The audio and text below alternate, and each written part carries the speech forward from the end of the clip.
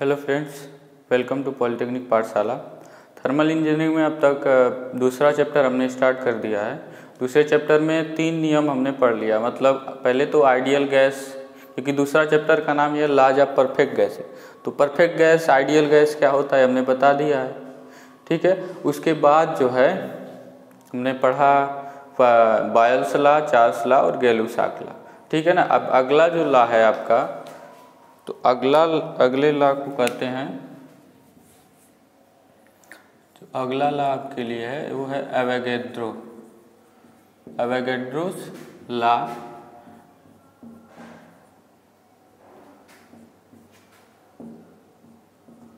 Avogadro का नियम, गैड्रो भी कहते हैं, एवोगैड्रो भी कहते हैं। एवोगैड्रो का नियम ये हम जानेंगे क्या होता है।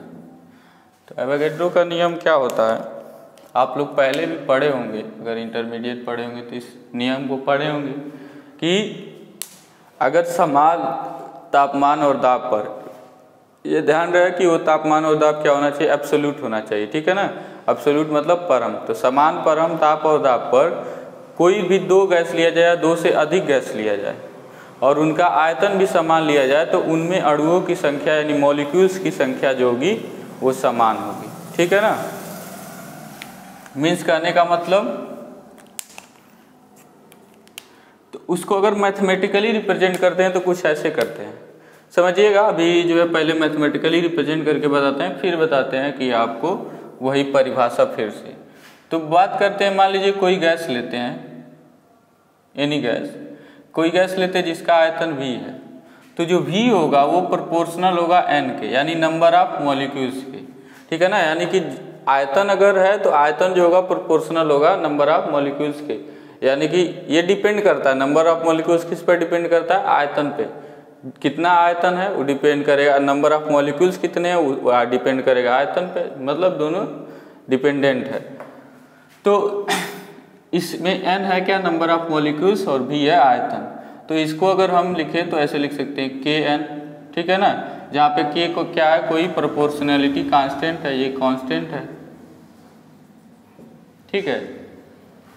अब इसको लिख सकते हैं v/n = k। यानी कहने का क्या मतलब है, एवोगैड्रो के नियम के अनुसार ही है ये, v है प्रोपोर्शनल टू n।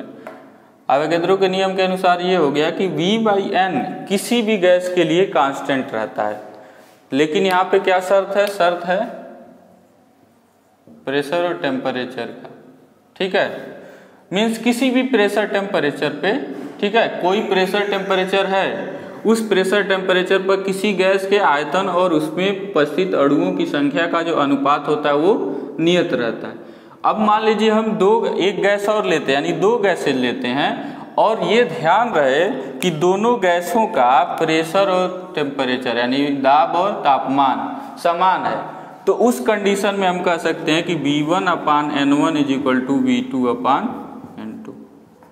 यानी कि पहले गैस का आयतन बटे उसमें उपस्थित अणुओं की संख्या, नंबर ऑफ मॉलिक्यूल्स, दूसरे गैस का आयतन बटे उसमें उपस्थित अणुओं की संख्या यानी नंबर ऑफ मॉलिक्यूल्स। तो ये है एवोगैड्रो का नियम, यही है या फिर यही है, आप दोनों कह सकते हैं। तो प्रेशर और टेम्परेचर समान है, उस कंडीशन में पहले का V1/N1 बराबर होगा दूसरे का V2/N2। अब मान लीजिए वही कहें कि समान आयतन अगर लेते हैं, दोनों का आयतन समान है, यानी V1 = V2 है = V, तो क्या हो जाएगा, ये V/N1 हो जाएगा और ये V/N2 हो जाएगा। तो V से V एक बार में कैंसिल, क्रॉस मल्टीप्लाई कर लेंगे, N1 = N2। यानी पहले में जो अणुओं की संख्या थी और दूसरे में जो अणुओं की संख्या है वो दोनों इक्वल है। ठीक है ना।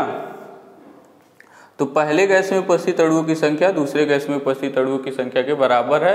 किस कंडीशन में, कि दोनों गैस का परम दाब और परम ताप समान है, साथ ही साथ क्या समान है, आयतन समान है दोनों गैसों का, यहाँ हमने लिया। ठीक है ना। तो ये है एवोगैड्रो का नियम।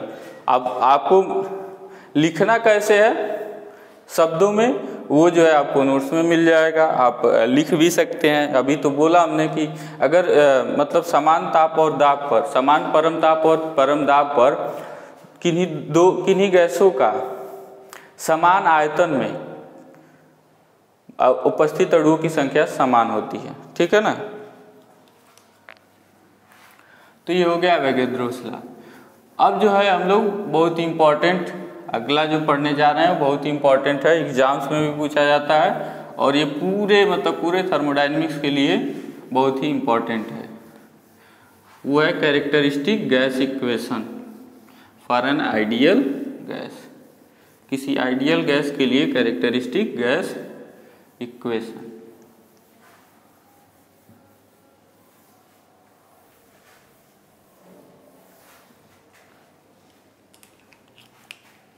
तो अगला टॉपिक जो है हमारा वो है कैरेक्टरिस्टिक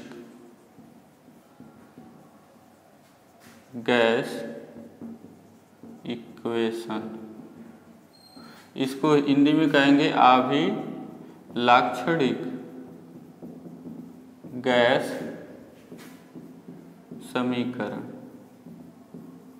ठीक है, इसको एक और नाम से जानते हैं हम लोग, या फिर एक और नाम क्या है, equation of state for an ideal gas.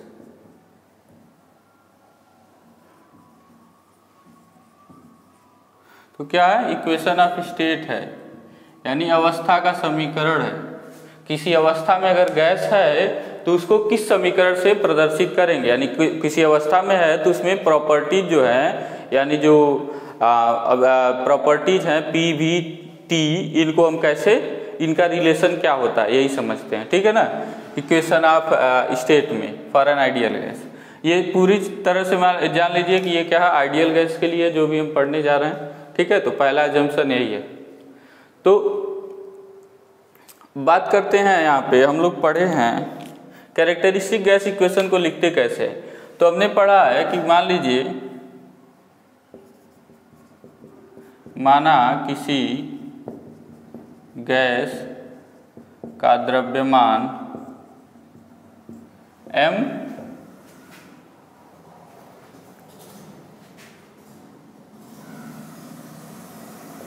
है किसी अवस्था में,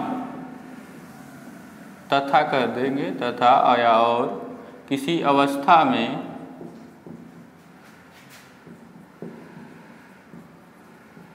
गैस का एब्सोल्यूट परम दाब, ठीक है ना, यानी कि एब्सोल्यूट प्रेशर है। इंग्लिश में क्या कहेंगे, एब्सोल्यूट प्रेशर P परम ताप, इंग्लिश में क्या कहेंगे, एब्सोल्यूट टेम्परेचर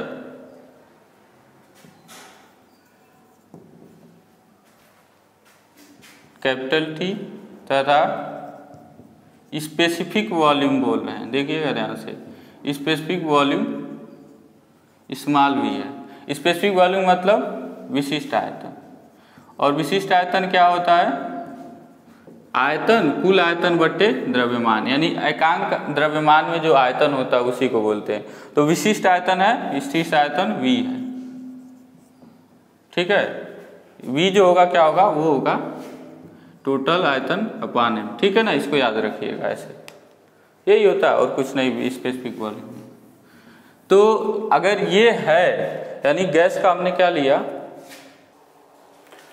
तो हमारे लिए क्या है कि गैस का द्रव्यमान हमने लिया है m है, ठीक है, परम दाब P है किसी अवस्था में, ठीक है, और आप परम ताप यानी एब्सोल्यूट टेम्परेचर T है, और स्पेसिफिक वॉल्यूम स्मॉल v है।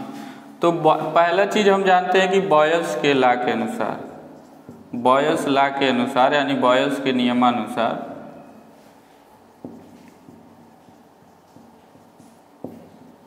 क्या होता है, v जो होगा वो प्रोपोर्शनल होगा 1/p के, है ना। वही जो p होता है प्रोपोर्शनल 1/p के, चाहे v प्रोपोर्शनल होगा 1/p के, इसको हम लिख सकते हैं, दोनों बात सही है। ठीक है ना, तो v प्रोपोर्शनल होता है। अब देखिए वहां पे हमने पढ़ा पूरा टोटल वॉल्यूम, तो क्या स्मॉल वॉल्यूम नहीं होगा, क्योंकि m तो हमेशा कांस्टेंट रहने वाला, मास तो चेंज रहने वाला नहीं है। तो उस कंडीशन में स्मॉल वी भी पी के क्या होगा, प्रोपोर्शनल होगा। ठीक, उसके बाद चार्ल्स के अनुसार कहें, चार्ल्स के नियमानुसार, चार्ल्स लॉ के अनुसार बोले, ठीक है ना। तो चार्ल्स लॉ क्या कहता है कि v जो होता है वो प्रोपोर्शनल होता है, स्मॉल v जो होगा वो प्रोपोर्शनल होगा। ठीक है, स्मॉल v वही है स्पेसिफिक वॉल्यूम। तो इन दोनों को मिला है इक्वेशन 1 और इक्वेशन 2 से। तो अगर इन दोनों को मिला है तो यहाँ से क्या हो गया, स्मॉल v प्रोपोर्शनल हो गया t बाई पी के, है ना। स्मॉल v प्रोपोर्शनल हो गया t बाई पी के, तो v स्मॉल v प्रोपोर्शनल हो गया t बाई पी के। ठीक है, अब यहाँ पे हम इसको लिख सकते हैं, तो इस तरह से लिख सकते हैं क्या, p v upon t is equal to क्या है, कांस्टेंट है। ठीक है, p v upon t is equal to constant है। और इस कांस्टेंट को हम लोग चेंज कर देते हैं, अभी मिटा के हम लिखते हैं। अब यही जो कांस्टेंट होता है इसको हम आर कहते हैं। ठीक है, इसको हम क्या कहते हैं, आर। और आर जो होता है वो होता है कैरेक्टरिस्टिक गैस कांस्टेंट। उसको क्या कहते हैं, अभिलक्षणिक गैस नियतांक। और वो किसी गैस के लिए नियत रहता है। ठीक है ना, कोई एक गैस है, ठीक है ना, उसके लिए वो क्या होता है, नियत रहता है।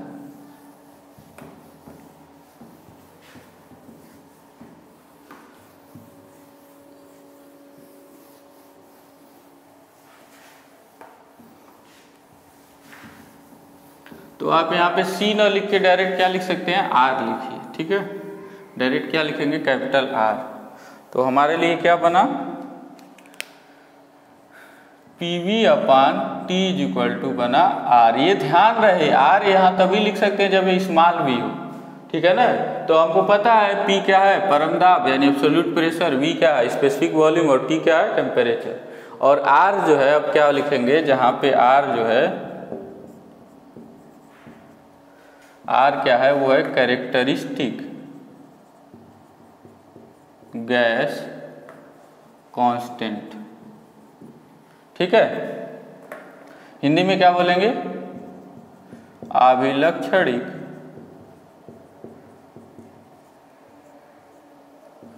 गैस नियतांक। ठीक है, आर को हम लोग बोलते हैं कैरेक्टरिस्टिक गैस कांस्टेंट, अभिलक्षणिक गैस नियतांक। तो इसके बारे में जान लेना कि अभिलक्षणिक गैस नियतांक यानी कैरेक्टरिस्टिक गैस कांस्टेंट जो होता है वो क्या होता है, वो नियत रहता है किसी भी गैस के लिए। जैसे एक स्पेशल गैस कोई लीजिए, जैसे हीलियम लीजिए, तो हीलियम के लिए आर कांस्टेंट रहेगा। आप एयर ले लीजिए, एयर के लिए जो है आर कांस्टेंट रहेगा। ठीक है, आप आर्गन ले लीजिए, आर्गन के लिए आर कांस्टेंट रहेगा। ठीक है, तो ये हो गया हमारा कैरेक्टरिस्टिक गैस कांस्टेंट यानी अभिलक्षणिक गैस नियतांक। ठीक, अब इसी को हम लोग बोलते हैं इक्वेशन ऑफ स्टेट। यही हमारा इक्वेशन ऑफ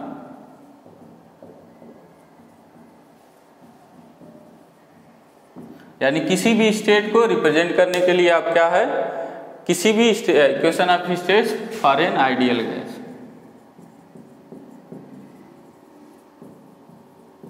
तो अगर हम कोई सी भी स्टेट में है तो यहाँ पे क्या हो रहा है, किसी अवस्था में पी वी अपॉन टी क्या होता है, नियत रहता है। तो यहाँ से हम कह सकते हैं कि अगर दो स्टेट में है, एक स्टेट में है P1 V1 अपॉन T1 वही गैस, और एक दूसरे स्टेट में जाती है P2 V2 अपॉन T2, तो ये क्या होनी चाहिए, इनका मल्टीप्लिकेशन मतलब इतना इज इक्वल टू इतना होना चाहिए। ठीक है ना, ये ध्यान रहे। ठीक, अब जो है आर का जो है वैल्यू क्या होता है, मीन्स आर का यूनिट क्या होता है ये जान लेते हैं। ठीक है, तो आर का यूनिट यहां से निकालते हैं, यूनिट ऑफ आर। तो आर का यूनिट होगा पी का यूनिट, देखिए पी का यूनिट क्या होगा, प्रेशर है तो न्यूटन पर मीटर स्क्वायर है, हमने बता ही दिया है पहले। वी क्या है, ये आयतन प्रति एकांक द्रव्यमान का आयतन है, यानी कि टोटल आयतन जो होता है वो मीटर क्यूब में होता है, और अपान केजी होगा क्योंकि द्रव्यमान है। और फिर अपान टेम्परेचर, ये परम टेम्परेचर है तो किस में होगा, केल्विन में होगा, ठीक है ना। परम ताप है, ठीक है ना, तो इसको के से रिप्रेजेंट करेंगे केल्विन में। अब यहाँ देखिए इस मीटर स्क्वायर से ये मीटर क्यूब में कट जाएगा, एक बचेगा, तो बचा हमारे पास क्या, न्यूटन मीटर, ठीक है, पर केजी केल्विन। देखिए ये केजी नीचे आएगा ना तो केजी केल्विन हो गया। अब न्यूटन मीटर क्या होता है, ये होता है जूल, तो जूल पर केजी केल्विन। या फिर एक और यूनिट हो जाएगा, बड़ा यूनिट हो जाएगा किलो जूल, तो किलो जूल में रिप्रेजेंट किया जाएगा, तो किलो जूल पर केजी केल्विन। तो ये होता है यूनिट आर का। तो आर का अगर मात्रक पूछा जाए तो क्या होगा, जूल पर केजी केल्विन या फिर किलो जूल पर केजी केल्विन होगा, ठीक है। आर का मात्रक हो गया। आर का मान होता है कुछ स्पेसिफिक वैल्यू, जैसे एयर के लिए पूछ दिया जाए तो 287, ठीक है, जूल पर केजी केल्विन होता है, ठीक है।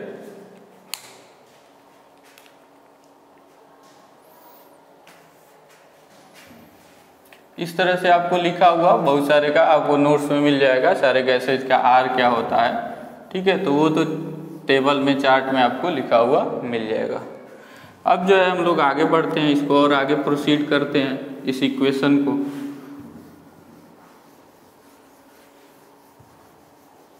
यही कैरेक्टरिस्टिक गैस इक्वेशन भी कह सकते हैं, लेकिन इसको थोड़ा और आगे बढ़ाते हैं और आगे बढ़ा के कुछ अलग फॉर्म में लिख देते हैं, तो उसको जो है बोल देते हैं कैरेक्टरिस्टिक गैस इक्वेशन। मीन्स यहाँ पे देखिए, यहाँ पे v, स्मॉल v के जगह पर हम क्या लिख सकते हैं, कैपिटल V अपान m, तो रख दीजिए यहाँ पे, तो v upon m t is equal to r। अब क्या कर दीजिए, इधर मल्टीप्लाई कीजिए, अब ये टोटल वॉल्यूम है, तो mr t हो गया, तो pv is equal to mrt, ये हो गया कैरेक्टरिस्टिक गैस इक्वेशन। हालांकि ऊपर वाला भी है, दोनों में कोई अंतर नहीं है, लेकिन नॉर्मली जब हम स्टेट को दिखाना रहेगा तो इसको यूज करेंगे, दोनों को यूज कर सकते हैं, कोई अंतर नहीं है दोनों में, ठीक है ना। तो ये दोनों ही क्या है, कैरेक्टरिस्टिक गैस इक्वेशन है या फिर इक्वेशन ऑफ स्टेट है फॉर एन आइडियल गैस। तो p v is equal to mrt, ठीक है।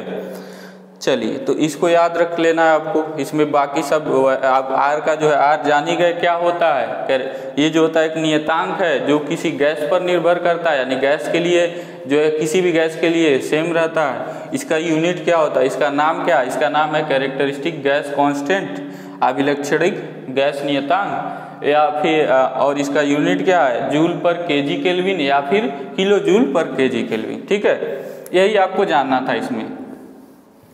अब नेक्स्ट मुद्दा हमारा क्या है, अगला जो है हमारा टॉपिक क्या है, मीन्स आगे इसको जब प्रोसीड कराएंगे तो होता क्या है, इसको और भी तरीकों से रिप्रेजेंट किया जा सकता है, ठीक है। तो और भी तरीकों से रिप्रेजेंट करने का मतलब है, यहाँ पे आप पहले पढ़ेंगे केजी मोल का कॉन्सेप्ट, कि केजी मोल क्या होता है, या फिर इसी को सिंपली मोल भी कहते हैं, ठीक है, नंबर ऑफ मोल कहते हैं, ठीक है ना। तो केजी मोल क्या होता है, केजी मोल को n से रिप्रेजेंट करते हैं। n जो होता है वो क्या है कि उस गैस का द्रव्यमान, ठीक है, यानी कि अगर गैस है तो गैस का कुछ द्रव्यमान होगा, जैसे यहाँ पर m द्रव्यमान है तो गैस का द्रव्यमान m अपान उस गैस का मोलर द्रव्यमान, ठीक है ना। मोलर कैपिटल M से लिख रहे हैं, इसको बोलते हैं मोलर मास, ठीक है ना। तो यहाँ पे ये केजी मोल है, ये n केजी मोल है, या फिर मोल है या नंबर ऑफ मोल भी आप कहते हैं, वो है मास इन केजी। ये ध्यान रहे कि द्रव्यमान जो है केजी में है और अपान मोलर मास, m क्या है, मोलर मास, इसको बोलते हैं मोलर मास, यानी मोलर द्रव्यमान। तो मोलर द्रव्यमान क्या होता है, जैसे कि मान लीजिए आप कह रहे हैं कि हाइड्रोजन है, H2 है, तो इसका मोलर द्रव्यमान क्या होगा, तो इसका जो है एक्चुअल में जो द्रव्यमान संख्या होता है, ठीक है ना, या परमाणु भार कहते हैं वही होता है, यानी कि इसका 2 होगा। ठीक है, इसी तरह ऑक्सीजन की बात किया जाए तो ऑक्सीजन का 16 दूनी 32 होगा। ठीक है ना, तो ये मोलर मास कहलाता है। ठीक है, मोलर मास समझ गए होंगे आप, द्रव्यमान संख्या है वही या फिर परमाणु भार है। तो मोलर मास क्या हो गया, केजी मोल क्या हो गया, N = हो गया m/m। ठीक है, तो यहाँ से m की जगह पर क्या लिख सकते हैं, m = हो गया Nm, जहाँ n क्या है, केजी मोल या मोल भी कह सकते हैं आप सिंपली।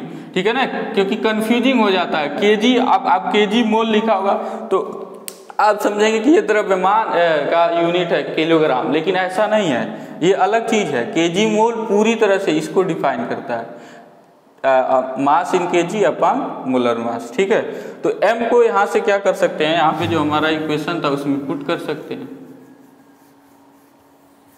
अभी हमारे पास जो इक्वेशन था, इक्वेशन क्या था, Pv = mRT। इक्वेशन हमारे पास क्या है, Pv = mRT। इस m के जगह पर हम क्या लिख सकते हैं, Nm लिख सकते हैं। क्या लिख सकते हैं, NmRT।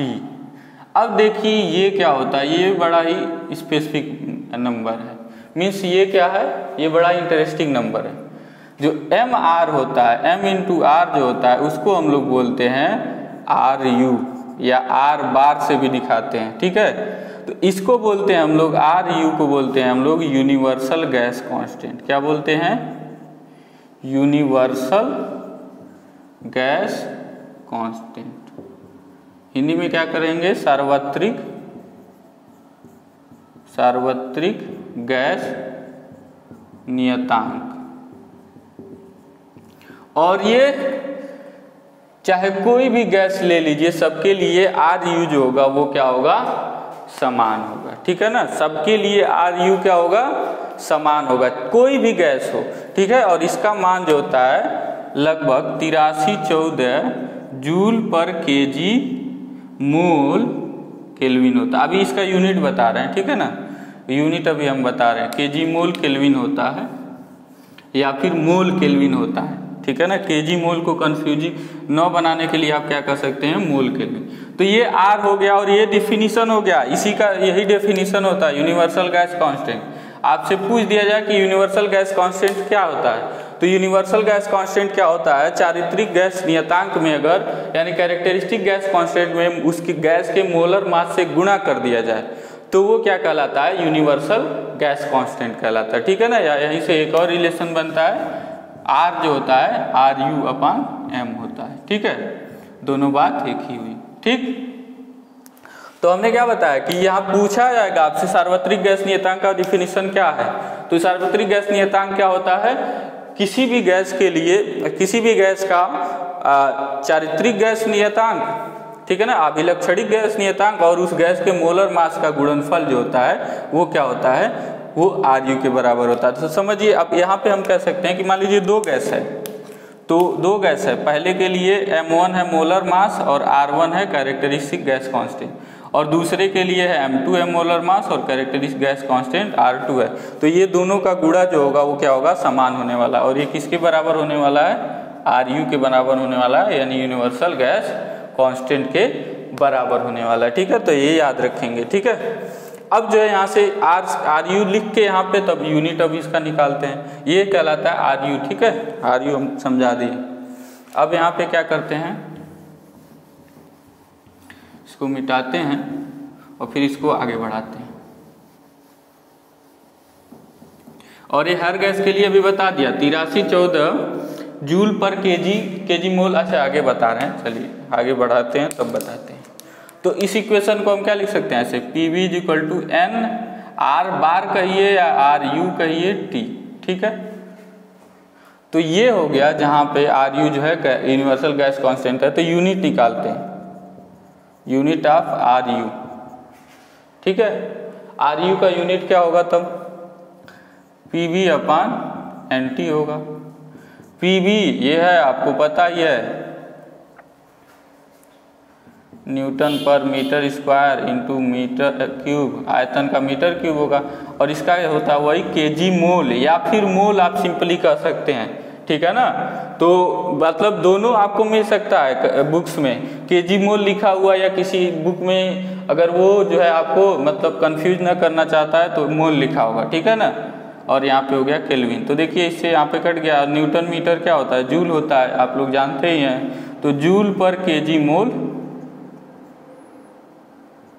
केल्विन, ठीक है ना, या फिर जूल पर मोल केल्विन, ये यूनिट होगा, ठीक है। या फिर किलो जूल हो जाएगा इसी के जगह पर, केजी मोल केल्विन। तो यहाँ पे जो यूनिट होता है, सॉरी आरयू का जो वैल्यू होता है, क्योंकि ये हर सबके लिए सेम है तो ये चेंज नहीं होने वाला, 8314 लगभग में जूल पर केजी मोल केल्विन के बराबर होता है, ठीक है। तो ये हो गया आपका यूनिवर्सल गैस इक्वेशन हो गया, मींस कैरेक्टरिस्टिक गैस इक्वेशन में ही आपने आरयू लगा दिया, यूनिवर्सल वाला हो गया, ठीक है ना। तो जो है आज मतलब यहाँ पे गैस इक्वेशन भी कंप्लीट हो गया, बाकी सब कुछ अब इसमें बचा नहीं। अब इसके बाद जो हम लोग इस पर न्यूमेरिकल देखें इन सब पर, ठीक है। तो आप क्या करिए, जो है आपको एक बार समराइज कर देते हैं फार्मूले आपके लिए यूज क्या क्या होंगे, ठीक है।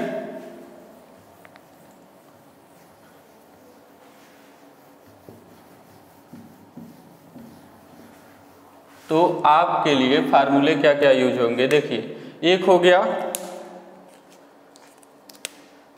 P small v upon t is equal to r, चाहे इसको यूज करिए चाहे p v is equal to m r t use करिए, जो जो आपको पता उस हिसाब से, ठीक है।